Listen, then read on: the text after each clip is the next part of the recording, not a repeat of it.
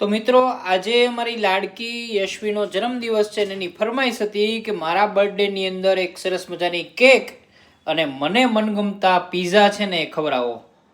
તમને તો બધાને ખબર જ છે કે આપણે બહારનું છે બને ત્યાં સુધી અવોઇડ કરીએ છીએ અને એટલા માટે જ ઘરે અત્યારે પીઝાની તૈયારી છે ને એ જોરદાર રીતે ચાલી રહી છે.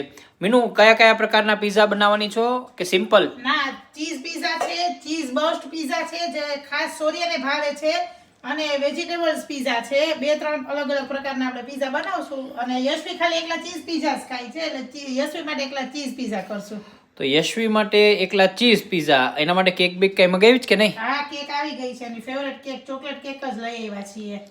ચોકલેટ કેક અને સાથે સાથે પીઝા, અને આ પીઝાની પાર્ટી યશ્વી તરફથી છે. તો આજની આ પાર્ટી આપણા તરફથી છે પણ યશ્વીને મનગમતી વસ્તુ છે. હા, યશ્વીને મનગમતી છે. અને આ પીઝાની અંદર શું શું વેજીટેબલમાં નાખવાની છે? ટમેટા છે, ડુંગળી છે, કેપ્સિકમ છે, પછી ઓલિવ્સ છે અને બેબીકોર્ન નાખવા હોય તો બેબીકોર્ન બી છે.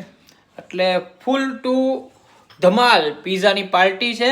અને અત્યારે પીઝા તૈયાર થઈ રહ્યા છે અને એ પણ હોલસેલની જેમ, કારણ કે 6 પીઝા તો મને દેખાય જ છે. અને અહીંયા ઓવનને પણ હમણાં ગરમ કરવા માટે મૂકી દેશે.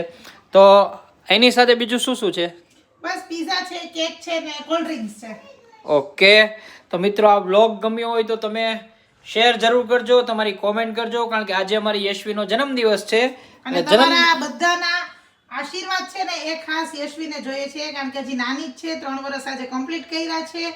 અને એની ડિમાન્ડ હતી કે પહેલી વખત એને એવું કીધું છે, જો કે પીઝા બી પહેલી વાર જ ખાશે.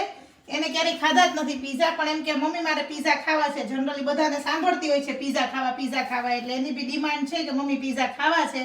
એટલે આજે પીઝા બનાવ્યા છે. તો તમારા બધાના આશીર્વાદ છે તે યશ્વીને આપતા રહેજો અને આ વ્લોગને લાઈક અને શેર કરવાનું ના ભૂલતા.